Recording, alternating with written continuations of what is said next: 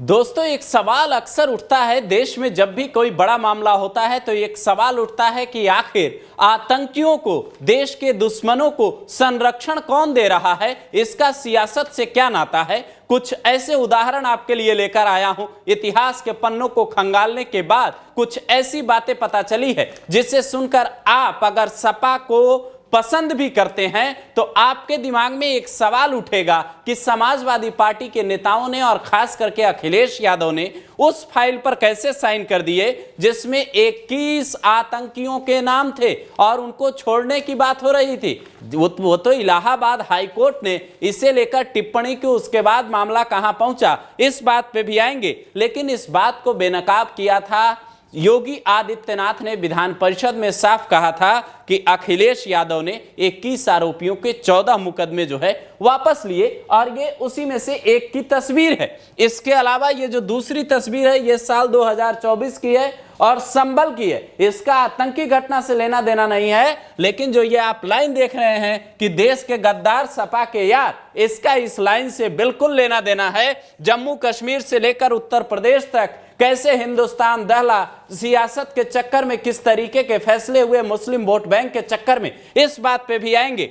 लेकिन यह भी तस्वीर आपको समझना होगा, ये साल 2025 की है जिसमें समाजवादी पार्टी के नेता जो हैं वो पाकिस्तान में वायरल हो रहे हैं। पाकिस्तान के नेताओं को पसंद आ रहे हैं क्योंकि वो पाकिस्तान की भाषा बोल रहे थे। ये बात भी योगी आदित्यनाथ ने कही थी। लेकिन इस तस्वीर पे आए उससे पहले आप उस घटना को सुनिए जो साल 2007, 2006 से 2008 के बीच यूपी में हुआ। यूपी के अलग अलग 7 जिलों में बम ब्लास्ट जैसी घटनाएं होती है और उसके आरोपियों को छोड़ने की सिफारिश की जाती है। सरकार उसे छोड़ना चाहती है। वो घटना क्या थी जरा इस मैप से आप समझिए। 7 जिलों में एक यूपी का वाराणसी जिला है। यह वाराणसी में एक घटना होती है बम ब्लास्ट की। शमीम अहमद नाम का जो व्यक्ति था वो इस मामले में आरोपी था। साल 2006 में वाराणसी में संकट मोचन मंदिर है और कैंट रेलवे स्टेशन, वहां बम विस्फोट की घटना होती है। साल 2007 में तारिक काजमी नाम का व्यक्ति था जो अयोध्या, लखनऊ और वाराणसी, ये लखनऊ है और अयोध्या और वाराणसी में जो घटना होती है, कोर्ट परिसर में ब्लास्ट होता है, उसका आरोपी था तारिक काजमी। जबकि मोहम्मद तारिक साल 2007 में गोरखपुर में यह घटना होती है और गोरखपुर के घटना में वो आरोपी निकलता है। ये यहाँ पे गोरखपुर है मैप में। इसके अलावा मोहम्मद खालिद मुजाहिद जो साल 2007 में लखनऊ, वाराणसी और फैजाबाद की घटना में शामिल था। इस बात में दोस्तों एक बात कॉमन थी, ये वो जिले थे जहां सिलसिलेवार तरीके से कई घटनाएं कुछ सालों में हो रही थी और इन आरोपियों को जब पकड़ा गया तो उसके बाद जब सरकार बदली तो उसके बाद अखिलेश यादव ने इन्हें छोड़ने की सिफारिश की। इसके अलावा सज्जाद और तारिक हैं जो साल 2007 के कोर्ट विस्फोट में शामिल थे।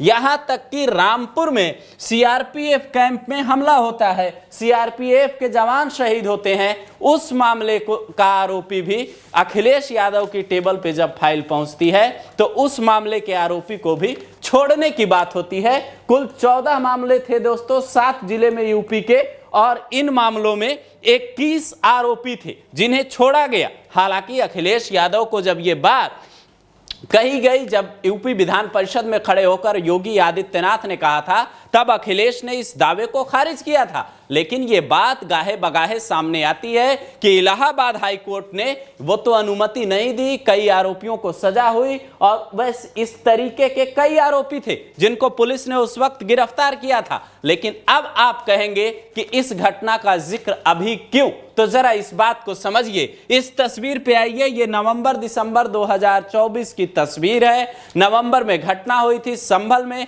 आपको याद होगा। उस वक्त पीड़ित परिवारों को मदद देने के लिए समाजवादी पार्टी का डेलीगेशन पहुंचा था। यह संभल से सांसद जियाउर रहमान बर्क है, इकरा हसन भी गई थी, माता प्रसाद पांडे भी गए थे। समाजवादी पार्टी के कई नेता थे। 5-5 लाख रुपए के चेक पीड़ित परिवारों को सौंपे गए। लेकिन पुलिस के नजरिए से देखें तो पुलिस दावा कर रही थी कि वो लोग पुलिस पे हमला कर रहे थे, जो लोग मरे, जो लोग घायल हुए, पुलिस का दावा था कि उन लोगों ने पुलिस पर हमला करने की कोशिश की थी। अब कानून व्यवस्था को बिगाड़ने वालों को किस तरीके की मदद दी जा रही थी, बीजेपी के कई नेताओं ने यह आरोप लगाए कि सपा कानून व्यवस्था बिगाड़ने वालों का साथ दे रही है। हैरानी की बात यह थी कि संभल हिंसा में शारिक साठा नाम के व्यक्ति का नाम सामने आया, मोहम्मद उस्मान जो पाकिस्तान की जेल में बंद है उसका नाम सामने आया, शारिक साठा दुबई में बैठा है। इस तरीके की जांच आने के बाद भी जो समाजवादी पार्टी है वो वहां के लोगों को पीड़ित बताती रही और उन्हें मदद सौंपी गई। इसके बाद आते हैं अब तीसरी तस्वीर पे, ये पीटीआई के सीनेटर हैं, पाकिस्तान में सैफुल्ला अबरू इनका नाम है। ये वहां की संसद में क्या कहते हैं खड़े होकर समाजवादी पार्टी और अखिलेश यादव की तारीफ में, वो अगर आप सुनेंगे तो आपका दिमाग भन्ना जाएगा। ये कहते हैं खड़े होकर कि आम आदमी पार्टी हो या समाजवादी पार्टी, सब मोदी की मजम्मत कर रहे हैं, यानी निंदा कर रहे हैं। ये कह रहे हैं कि ये सब आपका किया धराया है। जिसके बाद योगी आदित्यनाथ का एक बयान आता है कि सपा नेताओं के बयान ऐसे लग रहे हैं जैसे वो पाकिस्तान के प्रवक्ता हों। इसके बाद ये पोस्टर भी आपको देखना चाहिए, लखनऊ में बीजेपी मुख्यालय के बाहर एक पोस्टर लगता है, उस पोस्टर में लिखा होता है ये अंदर की बात है, वो देशद्रोहियों के साथ हैं। पोस्टर में अखिलेश यादव, नेहा सिंह राठौर और प्रोफेसर माद्री ककाटी की तस्वीर लगी होती है। अब आप इन तस्वीरों को देखने के बाद ये जो आप जिले मैंने आपको बताए जहां घटनाएं हुई कई बम ब्लास्ट की, और ये जो आपको तस्वीरें दिखाई हमने, उसके बाद अब आपको क्या लगता है, आप अपनी राय भी दोस्तों कमेंट बॉक्स में जरूर दें।